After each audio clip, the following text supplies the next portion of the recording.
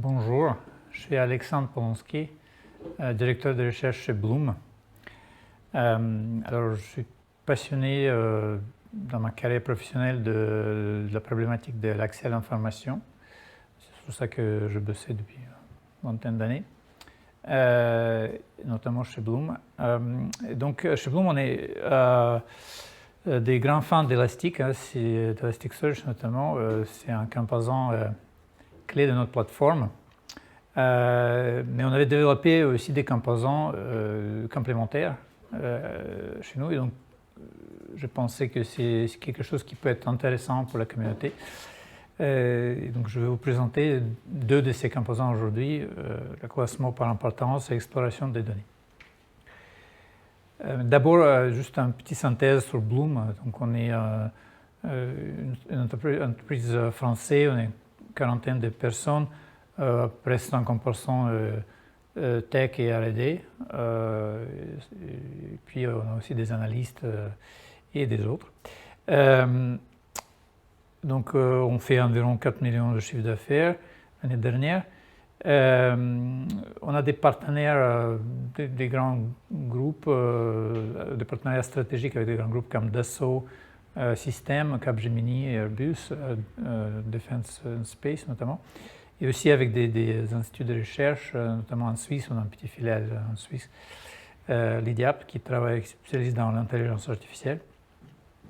Et on a plusieurs dizaines de clients des grands groupes dans plusieurs secteurs, ainsi que des institutions gouvernementales. Notre positionnement, ce qu'on fait, c'est analyse des médias sociaux. Donc on est vraiment centré autour de ce jeu de données qui est très riche et intéressant. Et on a développé une plateforme propriétaire innovante pour pouvoir analyser ces données. Mais le centre d'un positionnement aujourd'hui, c'est les données. Et donc ce qu'on vise à faire depuis récemment, c'est de rééquilibrer un peu ce positionnement pour aussi mettre plus de focus sur la partie plateforme tech, parce qu'on s'est rendu compte qu'en fait c'est une plateforme générique qui peut être intéressant aussi pour autres typologies de données. Donc ce petit diagramme illustre notre vision un peu de problématique de l'accès à l'information. Donc en haut, vous avez ce qu'on appelle des modalités d'accès. Il y en a 4 principaux. Donc il y a la recherche, il y a l'exploration, il y a la recommandation et alerte. Et puis en bas, vous avez des 4 principaux boosters, on peut dire, des briques technologiques qui aident à implémenter bien les modalités, donc les outils d'accès à l'information. C'est à la fois donc, le classement d'informations, parce qu'il y a beaucoup d'informations, il faut bien classer pour pouvoir sortir l'information qui compte vraiment. Il y a la partie structuration, et donc et plus récemment, vectorisation et les grands modèles de langage qui se focusent sur les aspects sémantiques de l'information. Et d'ailleurs, merci Liferay pour l'introduction de recherche sémantique et vectorisation, parce que c'est effectivement ça tombait très bien. on peut reprendre les relais à partir de là. Donc en fait, on travaille chez Bloom sur tous ces aspects-là. Mais je ne veux pas avoir le temps de tout présenter, donc je vais focuser juste sur la partie à gauche, en fait, surtout. Donc, en fait, la problématique des classements d'informations, on adresse, en fait, oui, le problème même de l'accès à l'information, ça vient du fait qu'il y a beaucoup d'informations. Donc, comme je dis déjà, le classement il est assez central pour pouvoir sortir l'information la plus importante. Mais figurez-vous, on a bien cherché, on n'a jamais trouvé un modèle d'importance d'information, un modèle générique d'importance d'information. Donc, c'est quelque chose qu'on avait développé chez Bloom. Donc là, ce que vous voyez, c'est la partie conceptuelle du modèle. qui est composé de quatre axes ou catégories d'importance. Donc il y a d'un côté la pertinence, qui peut être pertinence sémantique ou autre. Hein. On peut définir la pertinence de plusieurs façons. L'axe de impact, donc l'impact d'information, c'est finalement à quel point est-ce que c'est l'information qui est utilisée derrière. Ça peut être par exemple le nombre des vues, le nombre des clics, ça peut être PageRank, ça peut être plein d'autres métriques. Et puis il y a l'axe d'entropie d'information qui est basé sur la théorie d'information, qui représente un peu le côté surprenant d'information. Donc globalement, c'est basé sur l'idée que ce qui est le plus important quelque part, c'est des choses qui sont hors de commun, qui sortent du commun. Et puis il y a l'axe qui est basé un peu sur l'architecture d'information, donc pour pouvoir dire qu'il y a l'information plus générale qui peut être plus importante que l'information plus granulaire. Donc dans chaque axe, comme vous voyez, il y a plusieurs métriques qu'on peut définir pour modéliser les axes. Et donc le défi, c'est à la fin de dire comment est-ce que déjà on modélise tout ça, et après comment on agrège tout ça, donc à la fois à l'intérieur de chaque axe, cross-axe, et aussi par rapport à toute la hétérogénéité de données qu'on a, parce que les données elles peuvent venir de sources très différentes, et on ne peut pas, la plupart du temps, les traiter de la même façon. Donc par exemple, chez nous, les données qui viennent de TikTok, on ne peut pas les traiter de la même façon que les données qui viennent de web ou de Twitter. C'est une nature très différente. Et donc, voilà, cette problématique d'agrégation de plusieurs classements pour finalement sortir l'information la plus importante, il reste assez complexe et pas résolu de manière générale. Donc chacun des gros acteurs, ils ont ses propres modèles. Hein. Google il a forcément un modèle d'importance, je ne sais pas s'il appelle ça comme ça, mais qui permettent de mélanger à la fois la pertinence sémantique, temporelle, et aussi l'impact comme PageRank, etc., pour sortir l'information la plus importante. Donc voilà, notre modèle, il est générique, il peut s'appliquer dans plein de cas d'usage, et ce qu'on fait chez Bloom. Donc c'est ça l'intérêt de ce modèle. Et donc, comment est-ce qu'on transpose ça dans un modèle mathématique? Donc il y a globalement, ce qui concerne le ranking des moteurs de recherche, donc c'est un cas d'usage particulier, c'est qu'en fait il y a deux manières différentes d'agréger les classements. Donc il y a un qui s'appelle le reclassement, donc on utilise un axe, un classement pour finalement filtrer le bruit, et après on utilise un autre classement pour finalement prioriser l'information qui reste, donc le signal qui reste. Et puis il y a un autre paradigme qui s'appelle la fusion, où on prend deux ranks, on les fuse en façon ou l'autre pour sortir un seul rank agrégé. Et on peut aussi appliquer ces deux choses en même temps, enfin, sur la même ranking. Donc là, c'est un exemple concret. Donc chez nous, on a implémenté donc, la recherche sémantique basée sur Elastic, intégrée avec Cohere API pour vectorisation. Et donc, ça marche super bien, en multilangue. Donc, vous avez là un exemple Fire, et derrière, on trouve le Flamme en français, etc. Et ce qu'on obtient, c'est un ranking par pertinence sémantique. Donc vous voyez là les scores qui nous donnent Cohere API, Elastic. Et à côté, on a un ranking de l'impact, l'indicateur d'impact qui est représenté ici par l'engagement dans les médias sociaux. Et en fait, on avait un vrai problème d'usage de ce recherche sémantique. Finalement, nos analystes ne pourraient pas l'utiliser, tout simplement, parce qu'on avait besoin de ranking par l'impact. Et en fait, si on fait le ranking par l'impact, des résultats sémantique, ben, au final, on peut amener énormément de bruit. Donc, on avait absolument besoin de couper quelque part, de dire, ben, OK, jusqu'où on va avec la recherche sémantique. Et c'est un problème qui est complexe parce que voilà, on ne peut pas juste mettre un score comme ça, aléatoire, parce que ça va changer d'une requête à l'autre, d'un projet à l'autre. Et donc, voilà, donc ça c'était un problème très concret, majeur, mais qui est générique.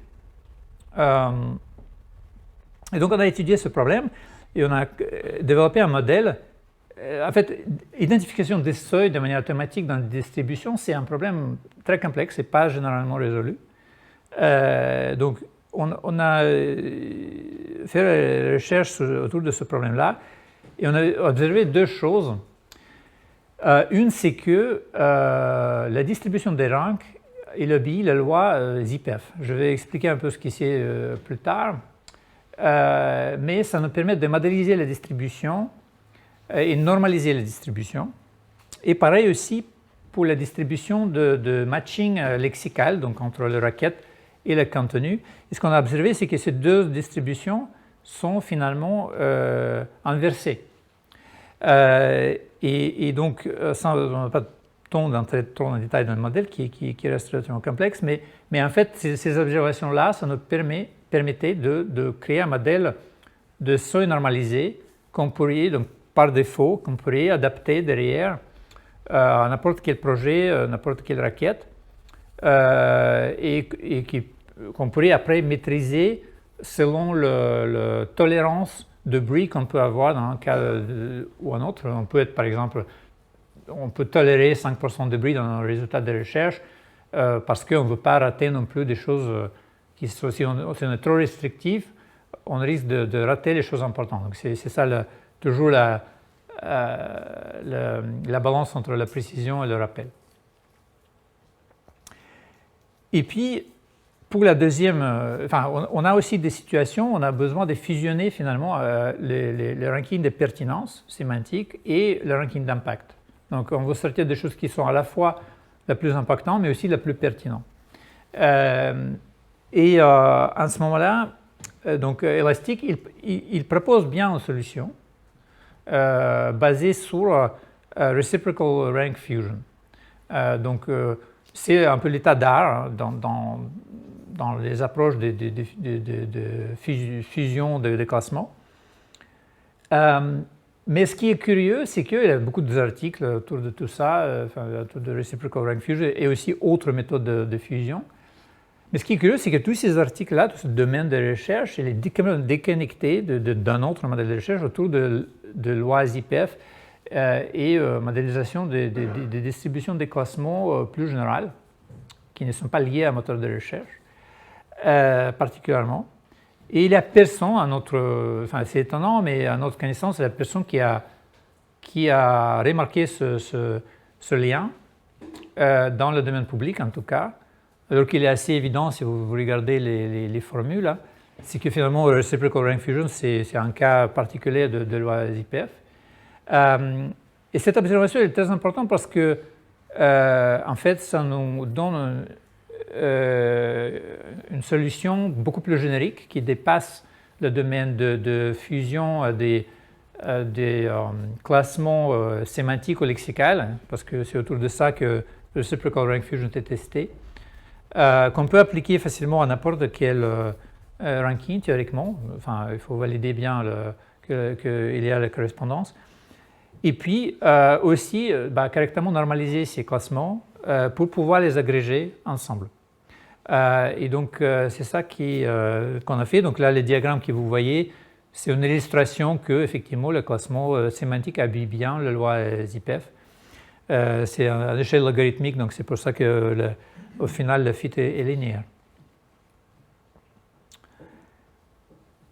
Donc voilà, c'est ça notre approche donc, que je présentais un peu le modèle qu'on avait développé pour pouvoir agréger les classements différents au sein de chaque axe des modèles d'importance. Après, il y a aussi les questions comment on agrège ces classements cross-axe et cross-catégorie, ce n'est pas la même solution. Et aussi comment on agrège les classements par rapport à les jeux de données différents. Donc, je n'ai pas de temps d'aller dans ces détails-là aujourd'hui, mais voilà, globalement, c'est ça le composant des déclassements qu'on avait développé, qui est utilisé donc à la fois dans le contexte de recherche, mais aussi dans le contexte d'exploration. C'est le deuxième composant que je vais vous présenter là. C'est que, bon, la recherche, c'est une modalité d'accès à l'information. L'exploration, c'est clairement un autre complémentaire. Mais il n'existe pas vraiment de bons outils d'exploration de l'information. En tout cas, nous, on n'avait pas trouvé. Donc, c'est pour ça qu'on était un peu forcés de le développer nous-mêmes.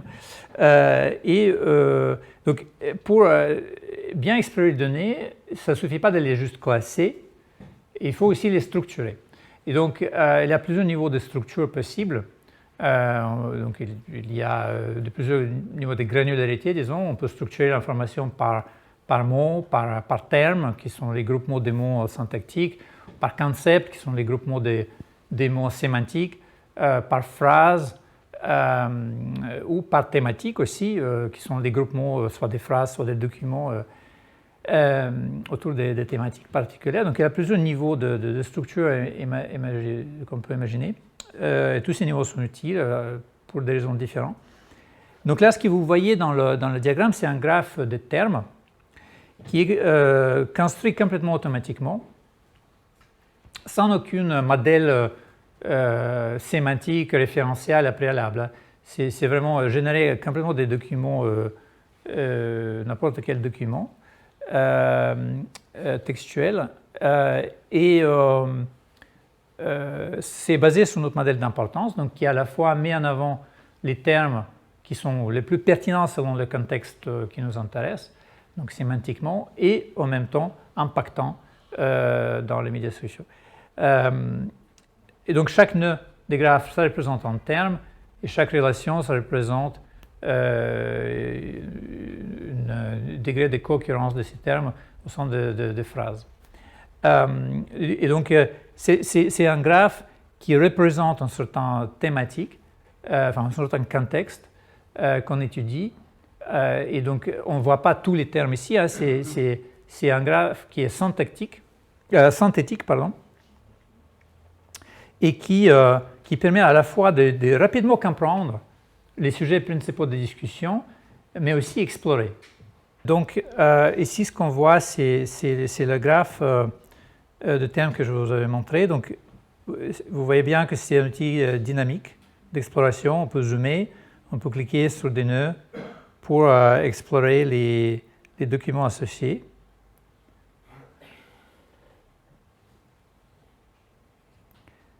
Et vous voyez bien que en fait, les termes présentent, c'est des choses qui sont contextuellement très pertinentes, alors que c'est basé sur aucun référentiel et généré complètement automatiquement. Donc ça, c'est dans plein de langues différentes.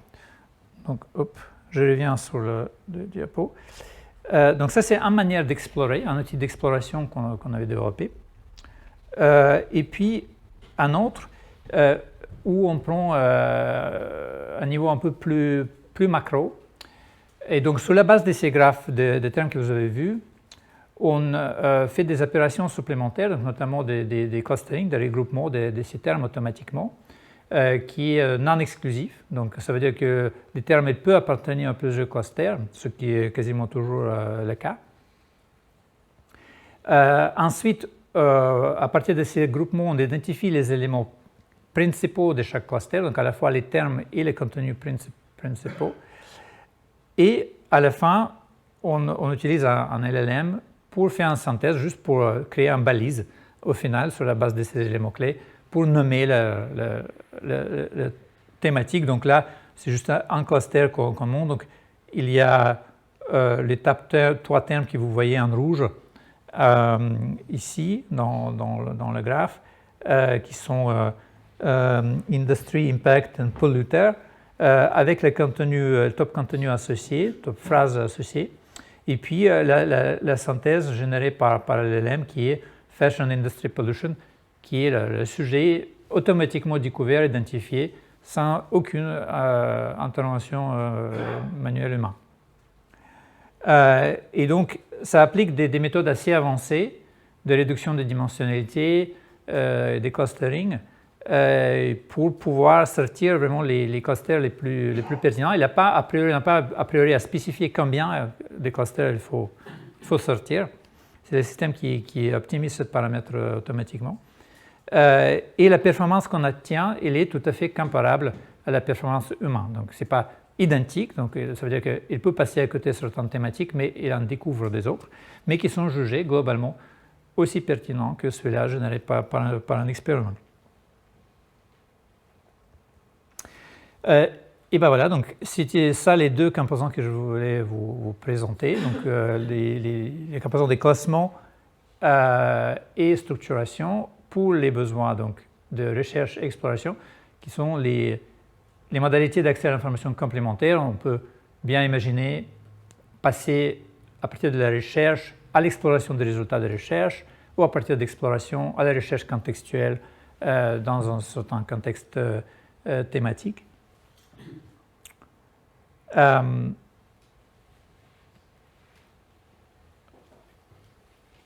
Voilà, donc merci beaucoup pour votre intérêt, un plaisir d'approfondir la discussion.